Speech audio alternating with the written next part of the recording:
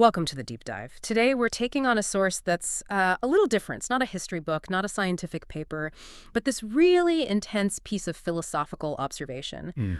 We are deep diving into ÚLTIMA COISA, or The Last Thing. It's a recovered, fictional manuscript that details the final thoughts of a writer who is facing the very end of her life. And it's a remarkable piece of source material because it just completely reframes mortality. It's not interested in the drama of death, as this big event. Right. It's about the internal philosophical transformation that happens before all that. It's an exercise in, I'd say, deep clarity. And she throws you right into the deep end, on the very first page with this profound, almost paradoxical contradiction. She writes, "I am already inside what I have not yet entered." And that phrase, Yeah. that really sets our entire mission, doesn't it? Yeah. She's saying the process of being undone is already defining her present, even while she's still here, still functioning. So our goal for you, listening, is to distill this meditation on consciousness, on identity, on language. We're going to track what the manuscript calls this metaphysical subtraction, this sort of dismantling of the self, to understand the insights that lead to the last thing. We're here to give you the clearest path to those concepts. Okay, so let's unpack this forced self-examination. And it begins, maybe surprisingly, not with the mind, but with the body. The text is so insistent that the body insists on its lessons. What are those lessons? It's a lesson in immediacy. The body's failure, it strips away everything that's not essential. But what's left is this heightened, almost hyper-real sensory shock. The writer describes feeling, estranged from her own container. And that estrangement, that distance, forces this incredible focus on the outside world. An unbearable level of focus, yeah. And this is where we get that unforgettable anecdote about the orange. She's grappling with finality, and then suddenly the taste, the texture, the being of an orange becomes overwhelmingly potent. Yes. She writes that when she ate it, the world became unbearably specific. The orange stopped being a metaphor or a snack or a color even. It was just itself. She says, the orange said, "I am the last orange." Not dramatically, simply as a fact. That simplicity is just staggering, and it brings us to this core philosophical idea of is-ness. Can you elaborate on what the manuscript is getting at there? Is-ness is the bare fact of existence, but stripped of all our interpretations, our utility, our emotions. We spend our lives projecting this film of interpretation onto everything. The orange is healthy, or I need vitamin C. Exactly. Or sweet. Dying removes that film. The orange is just orange. That level of uninterpreted reality is what's left when the mind stops trying to use the world. That makes perfect sense. If your brain isn't planning for survival anymore, it stops layering meaning onto things, which leads us right to the core process of subtraction. Absolutely. The subtraction is an involuntary via negativa. And for anyone unfamiliar, via negativa is a way of defining something by what it is not. So in this context, the self is clarified by what it loses. What's the curriculum of that loss? What goes first? Well, the writer tracks it. First, energy is subtracted, then hunger, physical desires, and finally, the ultimate subtraction, which the manuscript really dwells on, is the removal of fear. Wait, fear is a survival mechanism, so how can it be removed? And why would its removal be a clarification, not just, a collapse into indifference? That's the critical insight. The writer discovers that the vast emptiness, the void she has spent her life resisting, was never hostile. It was neutral, vast, like mathematics, she says. So her resistance to it, her fear, that's what created the hostility she felt. Precisely. Fear was the wall, and the wall was made of her own effort. Once that effort is removed, the resistance just stops. The fear was the fat in the broth. Once it's skimmed off, what remains is the remainder, a self that is not impoverished, but clarified. Like broth. The way broth clarifies when you remove the fat. A simpler, more potent flavor of self. Okay, so if the body teaches subtraction, let's explore how the mind handles the identity crisis that comes next. This brings us to the central metaphor of the self, which the writer calls the costume. Right. The idea is that everyone, including herself, is wearing a set of clothes. The name, the job, the history, the relationships, even the physical form. These are all the garments. And dying is just the undressing. Simply the undressing. It's such a powerful metaphor because we all identify so strongly with our costumes. But where does consciousness fit into this? The light. So she addresses this with another analogy, the window. Consciousness isn't something we own, she argues. It's the light passing through. The body and the mind, the physical self, are just the aperture, the frame that allows the light to appear contained. So the glass lets the light be visible, but it doesn't create the sunlight. If the frame breaks, the light doesn't die. It just ceases to be framed. Exactly. The writer notes, the agony is the failing body asking the light, where will you go when there is no frame to hold you? And her realization is that it just becomes unframed, unwindowed, the light before it knew it was light. This reframes the entire idea of suffering, too. If consciousness isn't mine, then who is the I that's feeling the pain? She dissolves it. She dissolved that concept of the individual I. She sees pain not as a personal event, but as atmospheric. It is weather happening in a field, she says. Rain falling on no one's skin. Yes. The suffering is still real, but the self that personalizes it is just this temporary focal point that is now releasing its grip. Which raises a critical point for you, the listener. If we apply this subtraction principle, we take away the costume, the name, the fear, the frame, what's left, what is the remainder? And the writer's conclusion is almost nothing. Almost nothing. Why is that one word so vital? Why not just nothing? Because that word almost carries the weight of the entire manuscript. I mean, if she'd concluded nothing, the search would be meaningless, right? But almost means there is a remnant, a kernel that persists. And that space between nothing and something, that's where she finds the truth. Honest, incomplete, and clarified. It's the final shape of that which wears the costume. Hmm. So given that her entire life was built on words, this process of facing the unsayable, it naturally led her to a crisis of language. She feels this intense metaphorical exhaustion. We've seen this before. She couldn't describe the is-ness of the orange with words. She could only experience it.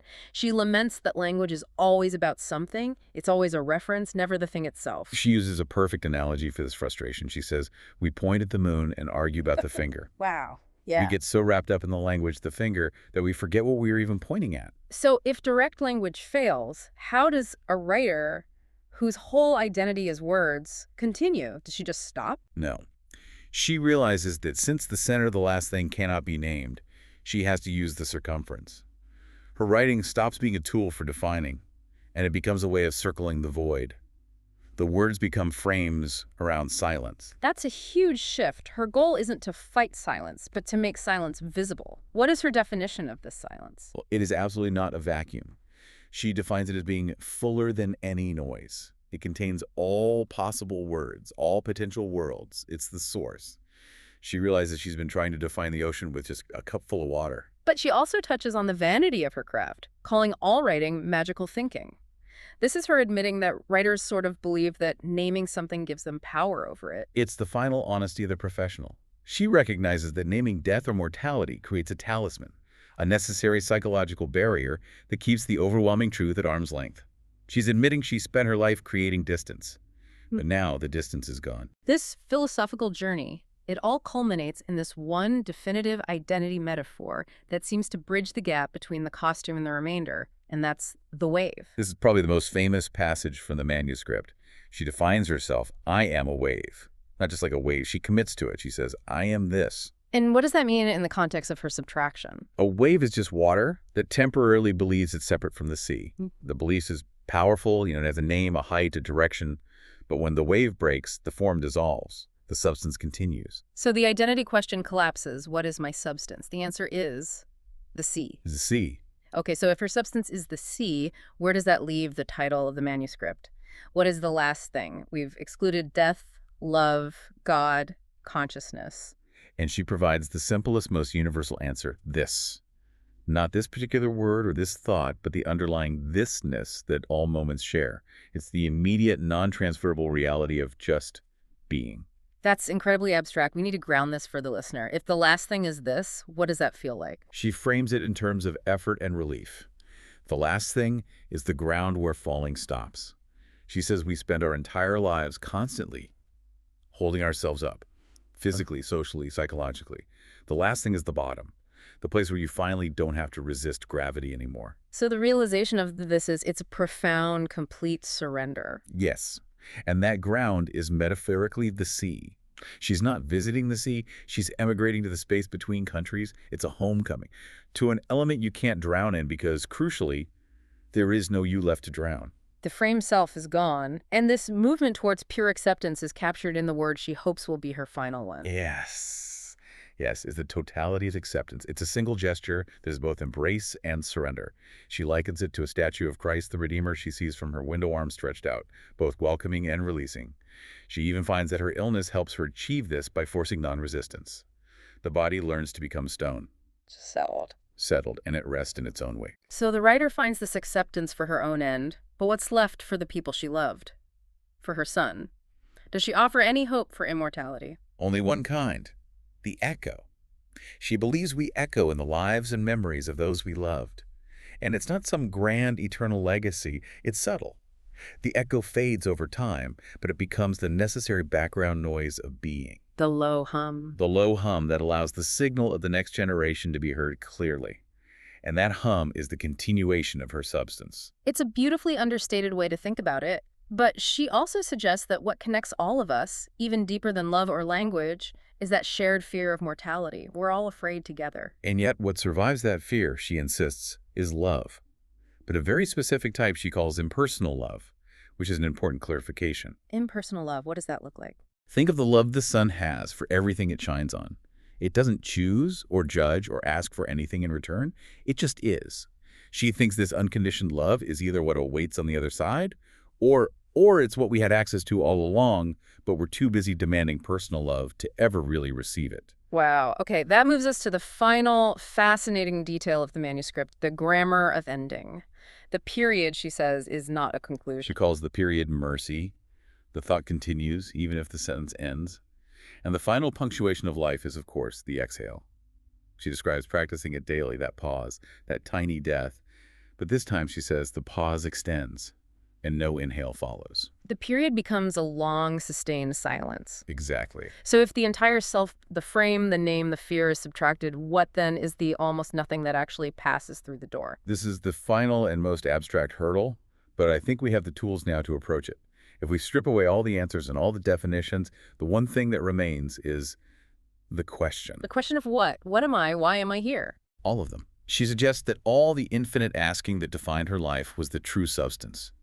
And the questions, she realizes, they don't actually want answers. They only want to be asked. The I that crosses the threshold is no longer defined by its knowing, but by its capacity for infinite asking. So the deepest reality is the seeking, not the finding. That puts a magnificent new lens on the entire journey. It does. The final line of this part of the manuscript is, maybe I am not dying. Maybe I am being asked. The question is the aperture that allows the light to return, unframed, to the sea. That is a staggering synthesis to pull from a manuscript about the last moments of life. We began this deep dive with an intensely personal physical process, the subtraction of the body, and we ended with an infinite shared philosophical act. The question. And the central lesson for you is what the writer realized. The goal of life is not clarity, but approach.